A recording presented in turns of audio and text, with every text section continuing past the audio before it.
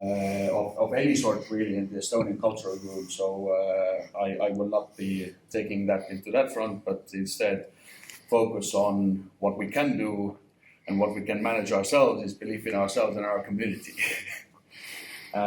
My background, very brief, banker in origins, credit professional still to date, moved through capital markets and ultimately landed on fintech and more particularly on fintech technology provisioning. So an enabler of the market, if you say so.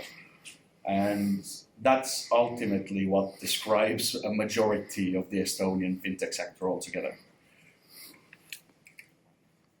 In very brief, Finance Estonia, just to give you a gist of it, we are a sector representative organization for the entirety of the financial services industry. We cover the voice of the sector in terms of going in front of the government institutions, speaking with the regulator, lobbying to different regulatory changes, as well as any sort of public presence altogether. So we represent our members and the Estonian financial sector across borders, internally, the whole gist of it. At the end of the day, we are a member finance organization. We're doing everything for our membership base itself. And with the 90 plus members that we have, we actually cover a vast majority of the financial services ecosystem from a proportional effect level. We have 7 active working groups. And I want to just very briefly stop on this over here, because we cover the full extent of like banking. Estonian financial ecosystem altogether is got a full spectrum of different services and financial services, technology services apparent in it. So we cover the banking side, the capital markets, sustainable finance is one of those, pension funds, crowdfunding now as a working group is actually diminishing because Estonia has yet one single crowdfunding platform left on the market that's regulated. Everybody else has sort of like closed down their business or pivoted to an extent. And finally, credit providers, and then the heart of it, as you can see here, we have the fintech sector. Now, with the fintech working group, I can admit and say quite straightforwardly that I have the largest working group in the organization. Because not only do we have a lot of fintechs, but also all of the other working groups and their members are interested to keep their hand on the pulse about what's going on in the fintech side. As this goes, then we can say that fintech is a core value within the whole organization.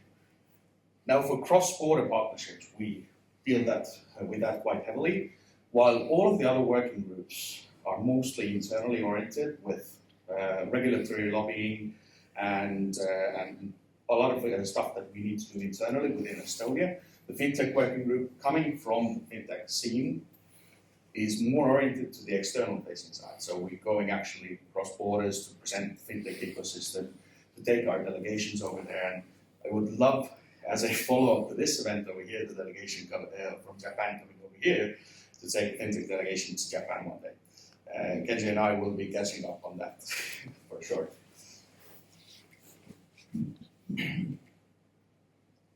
You've probably heard about the Estonian unicorns. Maybe you've even heard of the term unicorn factory. Bit of a fact sheet on that. As a well-known startup ecosystem, we are leading in Europe, most definitely per startup.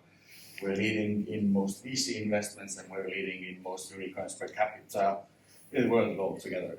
Like, these are things that everybody, I think, should already know, considering that you've been here for a couple of days at the very least. But coming from, what's the origins of that? At the end of the day, it's all about the location. So we have a very startup-friendly regulatory environment.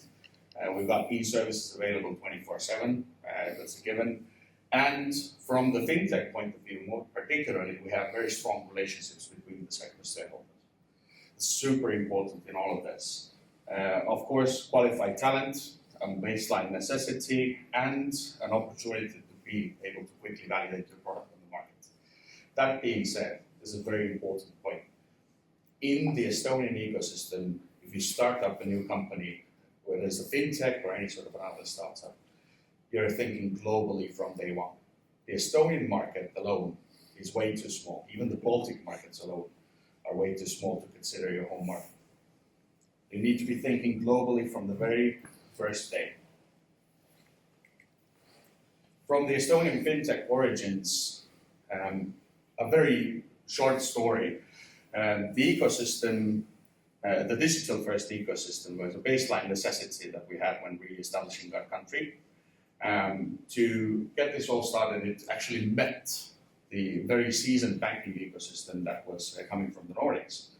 And in this sort of a weird fusion, that's where a lot of the innovation started to happen. So we got the e-governance services got established, what we call the Tiger Leap got established from over there. And what ended up being first and foremost, the main thing that happened, every Estonian citizen got a digital government issued ID in the representation of an ID card, and forming the ground line basis for digital financial services altogether.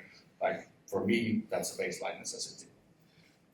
You might have heard of a lot of the companies that are on the left-hand side over there. These are just some of the examples of the Estonian fintech ecosystem. And actually now coming back to the previous notion, out of the 10 unicorns in Estonia, 5 of them we can consider fintech, regtech, and 4 are pure fintech. That being said, we've got a lot more coming. The fintech ecosystem is quite vibrant. We've got hundreds of companies.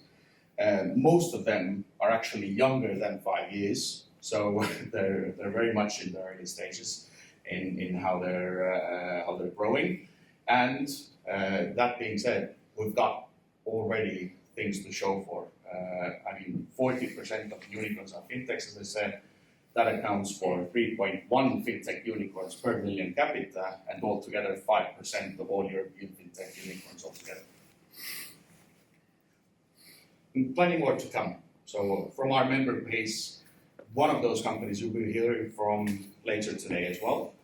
But there's a full-blown representation of different ones over here. We've got insurtechs, we've got